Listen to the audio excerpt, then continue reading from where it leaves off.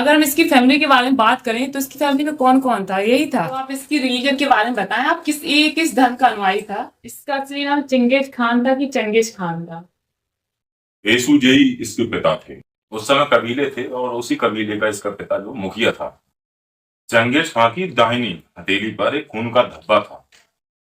इसके 3 सगे भाई थे और एक बहन थी और शायद 2 इसके सौतेले भाई भी थे।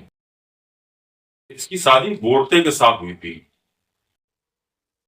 और तब शायद इसकी उम्र 12 साल की रही होगी। ओगू रचू था ये इसका दोस्त, बहुत ही खास दोस्त था ये। उसका सगा भाई जम्मू का भी उसके साथ रहता था। हालांकि शुरुआत में जम्मू का उसका मित्र था और बाद में शत्रु बन गया।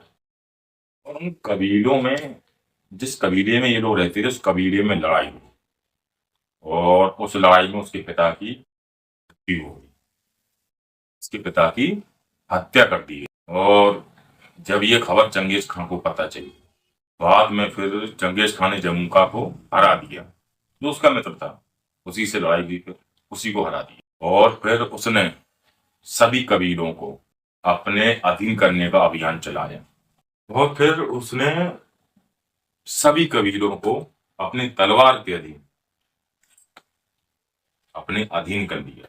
तो इसने सोचा कि यार, मैंने तो जब सभी कबीलों को अपने अधीन कर लिया है, तो फिर उसके मन में दुनिया को जीतने की इच्छा जागृत हुई। इसके बाद उसने मंगोलिया से लेकर यूरोप तक एशिया के कई हिस्सों पर अधिकार स्थापित कर लिया। फिर इसका इसने मंगोल कबीलों को एकत्र किया और एक बड़े इलाके पर शासन किया। उस समय उसके राज्य की बात करें, जो शासन कर रहा था वो, तो आज का कोरिया, चीन, रूस, पूर्वी यूरोप, भारत के कुछ हिस्से और दक्षिण पूर्वी एशिया आते हैं।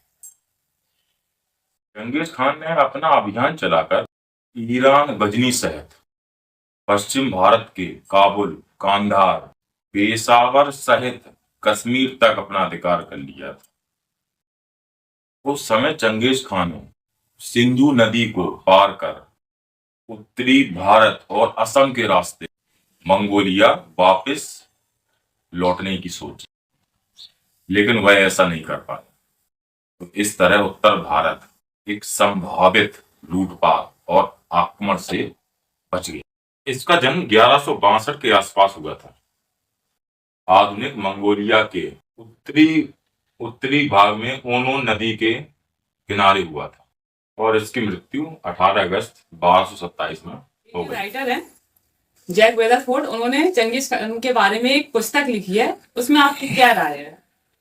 कहा जाता है कि उसके पास इतना पैसा और भूमि थी कि वह अपने शासन काल में इसका उपयोग कर पाया और ना ही कभी हिसाब किताब लगा सका। हाँ, उस किताब में ये लिखा गया है कि जैक वेदरफोर्ड का कहना है कि उसने अपने जीवन भर लूटपाट की, सारी दुनिया से उसने पैसा इकट्ठा किया, लेकिन उस पैसे को चंगेज खान ने अपने परिवार के किसी भी सदस्य पर खर्चा नहीं किया। उसमें यही लिखा है इस बुक में। जैक वेदरफोर्ड ने के बाद उसको साधारण तरीके से दफनाया गया। उस समय उसको दुनिया के सबसे अमीर लोगों में शामिल किया गया है, ऐसा लिखा था उसको। तो आप इसकी रिलीजन के बारे में बताएं, आप किस धर्म का अनुयायी था। तो देखिए, अगर हम उसके धर्म की बात करते हैं तो प्रारंभिक तौर पर एक मंगोलियाई शासक था और बौद्ध धर्म का अनुयायी था।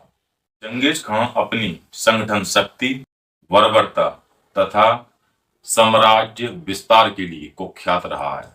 सबसे खूंखार शासक या सबसे निर्दयी शासक क्या यही था, या इसके अलावा कोई और भी था? इस क्रूर मंगोल योद्धा ने अपने हमलों में इस कदर लूटपाट की और खून खराबा किया कि एशिया में चीन, अफगानिस्तान सहित उज्बेकिस्तान, तिब्बत और बर्मा आदि देशों की बहुत बड़ी आबादी का सफाया हो गया था। मुसलमानों के लिए तो चंगेज खान अल्लाह का कहर था। अगर देखा जाए तो उसके हमलों से करीबन 4 करोड़ लोग मारे गए थे। इसने अपनी पत्नी को छुड़ाने के लिए कई लड़ाइयाँ लड़ी हैं, या फिर ये कोई मतलब ऐसे एक झूठ है, या फिर कह सकते हैं इसके बारे में क्या, मतलब आपकी राय है, आप क्या कहना चाहते हैं इस बारे में? उसकी शादी की बात करें तो उसने दर्जनों शादियां की। कम से कम उसके 200 लड़के थे और उसके बेटों ने आगे चलकर कई राज्य कायम किए और साथ ही साथ विशाल रन रखे, जहां बड़ी तादाद में उसके बेटे पैदा हुए थे। इसके डीएनए और इसकी नस्ल और जो शादी है ना, उसके बारे में हम जो हमारी बात है लास्ट बात करते हैं, आप बताएं। पहले एक अनुसंधान शोध से पता चला था कि पूर्वी मंगोलियाई सीमा में रहने वाले 8% के लगभग पुरुषों के बाई क्रोमोसोम एक ऐसा निशान मौजूद है जिससे पता चलता है कि मंगोलियाई शासक के खानदान से संबंध रखते हैं। इस अनुसंधान से ये परिणाम निकल कर आया कि दुनिया में 1,60,00,000 पुरुष, यानी दुनिया के पुरुषों की कुल संख्या का 0.5% चंगेज खां से संबंध रखता है। हालांकि इस संबंध में अभी भी शोध करने की आवश्यकता है।